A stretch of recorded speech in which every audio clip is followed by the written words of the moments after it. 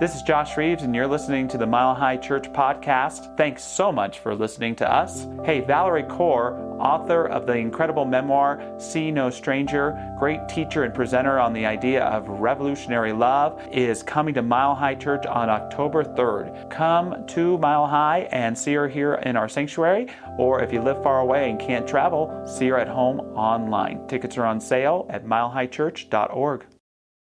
My message this morning is entering the kingdom. And the first thing that I want you to know is that I'm not talking about a place where you go when you die. I'm talking about a consciousness that you rise in when you truly live. That entering the kingdom is not entering a place. It's practicing a path, a way. And you know, Jesus didn't call his teaching Christianity. Christianity was the name given to Jesus' teaching that the church founded around him later on. Scholars believe that Jesus called his teaching the way. And it's fascinating to me because so many other spiritual teachers also referred to their teaching as the way. Lao Tzu in ancient China called his teaching the Tao, which translates as the way or the path. And he shared, embracing Tao, you become embraced. Supple, breathing gently, you become reborn. Clearing your vision, you become clear. Nurturing your beloved, you become impartial. Opening your heart, you become accepted. Accepting the world, you embrace Tao. Bearing and nurturing, creating but not owning, giving without demanding, controlling without authority. This is love. When you move from self-rejection to self-acceptance, this is the way. When you move from blame to responsibility, this is the way. When you move from a consciousness of poverty to a consciousness of generosity, this is the way. Yes, the Mandalorians also spoke of the way. Lao Tzu tells us that we become one with the way, or we enter the kingdom through trust, through learning to trust the nature of life and the nature within our own being. Now, all of these great spiritual teachers who teach the way, at some level tell us that we have to loose ourselves from the materialism and the so-called common sense of the world. That this is what traps us. That we have to set ourselves free from it to discover that there's another way that isn't full of misery and struggle and death, but whispers to us of the primordial, of eternality, of a greater way of being in the world. Okay, I don't like how I look in this outfit, but I accept myself as I am. Okay, this person is being a toxic presence in my life, but I am responsible for my joy and my happiness, and I claim it right here and right now. I know I'm broke, but I have so much to give.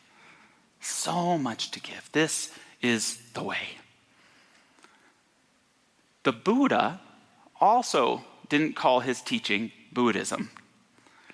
He often referred to it as the way. And he shared, wakefulness is the way of life. The fool sleeps as if he were already dead, but the master is awake and he lives forever. He watches, he is clear. How happy he is, for he sees that wakefulness is life. How happy he is following the path of the awakened. With great perseverance he meditates, seeking freedom and happiness. For Lao Tzu, we become one with the way through trust. The Buddha teaches us we become one with the way through being awakened. From waking up from the misery and the suffering that can be when our consciousness only exists in the material world, in that common sense. Wake up The Buddha means awakened one, which doesn't mean spiritual superhero. It just means wake up, be awake. There's more than just what we see. There's something within us that is so powerful it conquers even death. That there is a wisdom and a light and a love that when we allow ourselves to be awake to it, it awakens in us and it shows up in our lives in dynamic ways. It's not about winning and losing. It's not about one-upmanship. It's not about struggle. It's about love. It's about being awake. It's about playing the game. Someone who I have a lot of respect for is a man named Red Klotz. And Red Klotz was a player, a coach, and longtime general manager of the Washington Generals basketball team. The losingest sports franchise of all time, because they were only invented to lose on purpose to the Harlem Globetrotters. I think their record was 3-7,000. The wins were all by accident. And Klotz shared that when they did win, it was to the crowd like they had shot Santa Claus. Everyone was so upset. But he loved his life. He loved playing the game. It was never about winning or losing. His children, John and Jody, remembering him, said, "And Red, he's had so many nicknames over the years. You know, the losingest coach, the lovable loser, and things like that. But I never once ever heard him say, 'Oh, woe is me.' And he accepted the fact that he wasn't the star. He realized his place, and I don't think enough of us do. They would knock him down, but he'd get back up, and he just loved being a part of that. He believed that laughter and bringing joy to people was important. He didn't like losing games, but he knew that there was a greater purpose to what they did every night, and that was how he won. For him, that was winning." What does it mean for you to win each day? What does it mean to win each day? For me, it means that I go to bed at night knowing that I recognized and I lived the blessing of this life. That I did not take for granted the people that I love, and that I sought to bring forth the best of my character in all that I did. The rest is all the human crap. It doesn't matter in the end. And when we learn to live in trust, like Lao Tzu taught us, when we learn to be as awake as we can, to wake ourselves up whenever we need to, we learn to live that grand life. Jesus teaches us that the way to live at one with the way is to be reborn of the Spirit. It is to be reborn of the Spirit. Because this material world calls us to forget. This is why I call myself not a born-again Christian, but a born-again, again, and again, and again, and again, and again Christian, seeking to follow those teachings of Jesus that are so incredibly profound. And Jesus teaches us that the kingdom of heaven, this fruit of the way, is not a place, it's a path. It's a way of being. It's something that we cannot earn through any material action. It is something we earn by right of consciousness. By right of consciousness. He shares in the Gospel of Luke, and when he was asked by the Pharisees, "When is the kingdom of God coming?" he answered them and said, "The kingdom does not come as something one observes, nor will persons say, 'Look, here it is,' or 'there it is.' For look, the kingdom of God is within you." To know that the light and grace of God is with you at all times, how do you live differently? To know that eternity is not a later state, but something present in the here and now that we can ascertain and embody and reflect upon and express. How do you live your life differently? How do you live differently when you know that the kingdom of the infinite resides in the very depth of your being and the marrow of your bones. Sometimes we just have to wake back up to it. Sometimes we have to rebuild that trust. Sometimes we have to be born again and again and again. Because that world, it causes us to fall back to sleep. It causes us to forget. Jesus shares a story about an owner of a vineyard who hires laborers to come and work in it. Some early in the morning and then throughout the whole day. And the vineyard is a metaphor for the kingdom of heaven. Because you can work there and you can play there. You can pick the grapes and you can drink the wine. You can drink of the great grand fruits. And at the end of the day, everyone is lined up. The people who started working last first, because that's how the kingdom of heaven operates. The last always comes first because we always dedicate ourselves to being servants to one another. And they are all paid, symbolizing a return to the material world. And the people at the back of the line get so angry because they have been working so much longer. And the owner of the vineyard says, did I not pay you what I said I would pay you? Can I not pay people what I want? We see this clashing of what happens when we shut ourselves out of the kingdom, when we need to make someone else wrong, when we want to win, when it's just all about adding to our material good. God doesn't shut us out of the kingdom of heaven. We shut ourselves out of the kingdom of heaven. God does not reject us. We reject ourselves from that consciousness that the kingdom of heaven offers us in all things. Our founder, Ernest Holmes, shared, "It is the Father's good pleasure to give me the kingdom of heaven, or harmony and abundance. Today he opens to me the blessings of his infinite and eternal treasure, inviting me to dip deeply into it. As I believe in my heart, so it is done unto me in all things. As I ask, so do I receive, a full measure unto my faith, pressed down and running over." It is a challenging thing to receive the kingdom. It is a challenging thing to receive the love of Spirit, the love of God.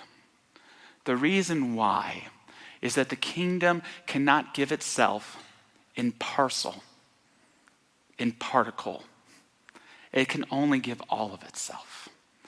There's no such thing as, I'm just going to receive a little bit of God's love today. You got to take the whole enchilada. That's what Holmes is saying.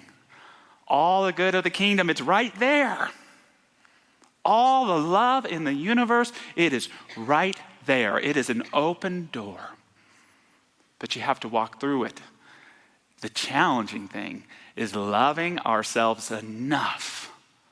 Can I love myself enough to receive the love of Spirit? Which is what for Jesus meant spiritual rebirth. Can I receive the love of God? Am I open to receiving the whole blessing of the kingdom? And when we learn to love ourselves enough, doesn't mean we don't mess up, doesn't mean we don't hold ourselves accountable. It means I am love worthy. I am life worthy. I am worthy of the love of God. And when we receive that, it's transformational because we begin to see and hear and feel a world that we did not know was there before. A greater, more in-depth reality that speaks to us the language of the heart and of the Spirit, that lets us know there is not a thing I need do to be worthy of this presence other than to open myself up to its grace. Entering the kingdom is loving ourselves enough to allow the love of God to become a real, breathing, acting part of our consciousness and our lives. Entering the kingdom is that ability to affirm and acknowledge God's perfect life is within me. Within me is God's perfect life. Will you affirm that with me? God's perfect life is within me. Within me is God's perfect life. Does this mean life is perfect? Hell no.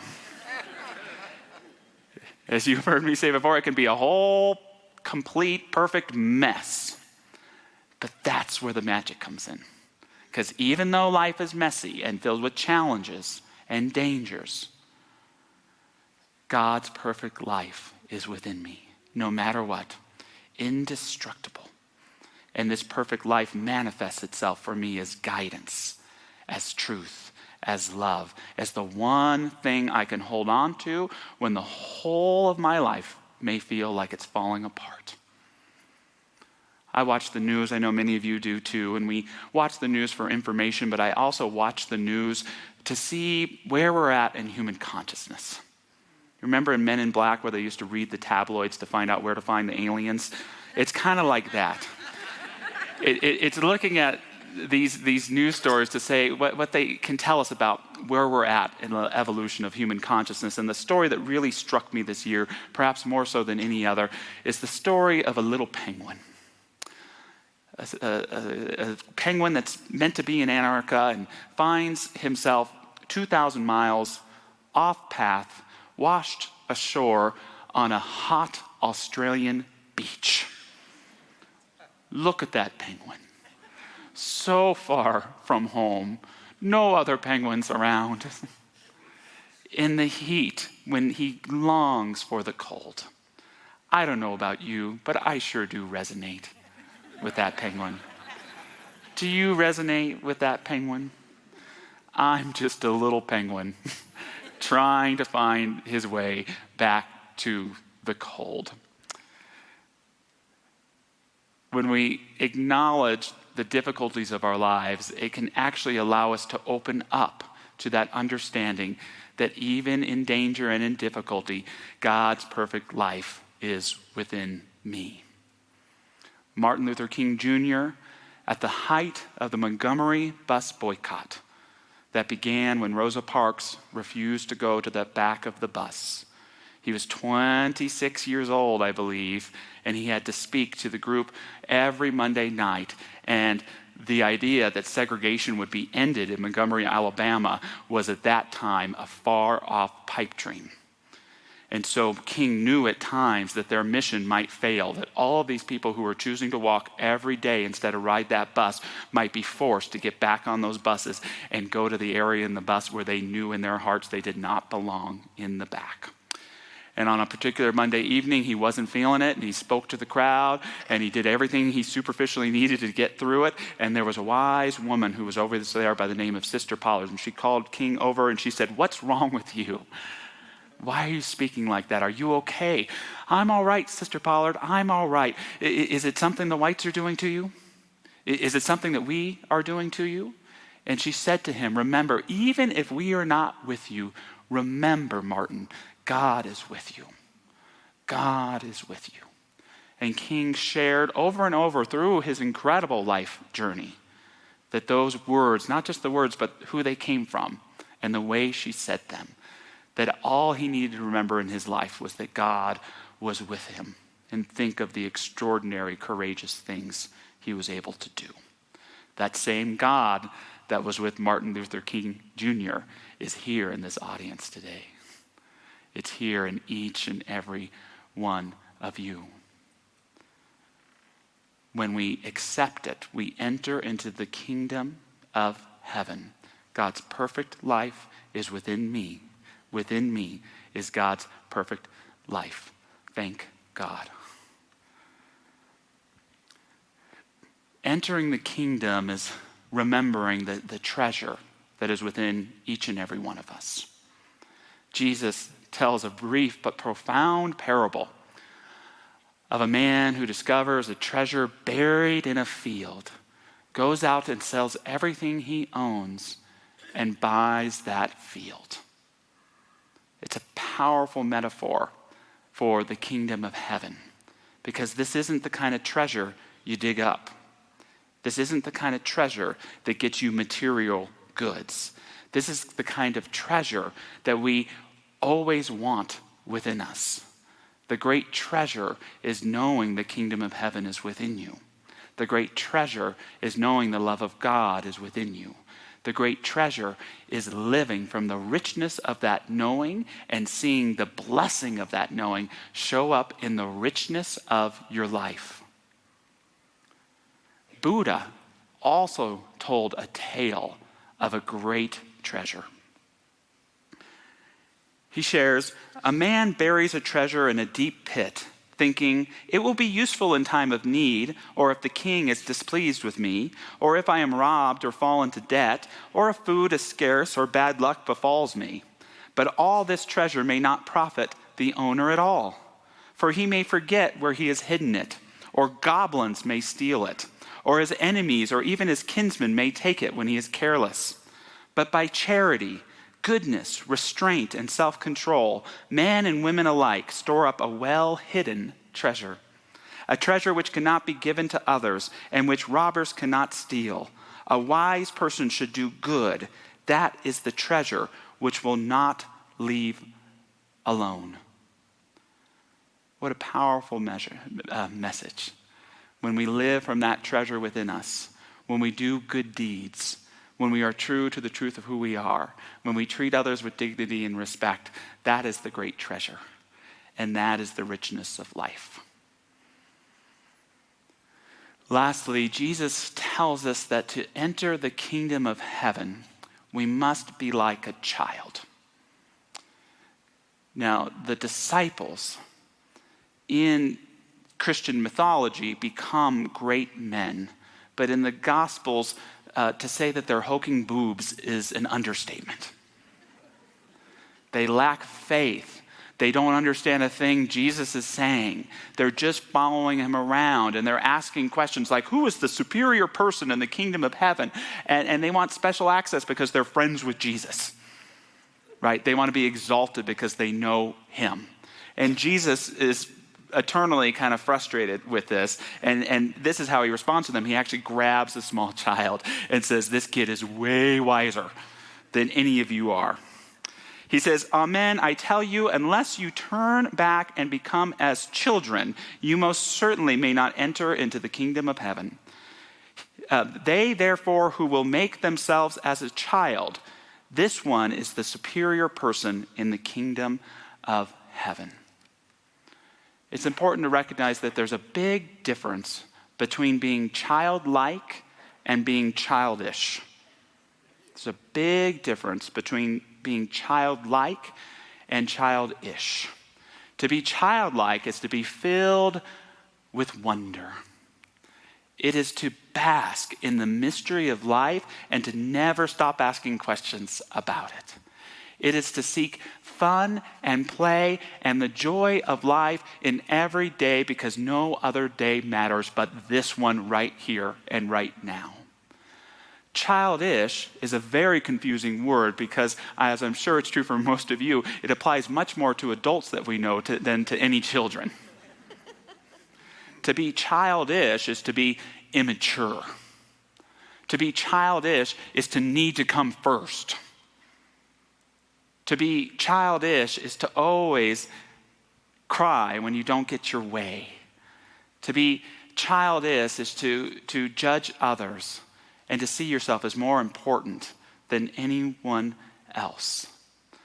In the same way that we sometimes can become childlike or childish, we might say there's a difference between a childlike spirituality and a childish spirituality. It's the childish spirituality that says, my way or you know what way.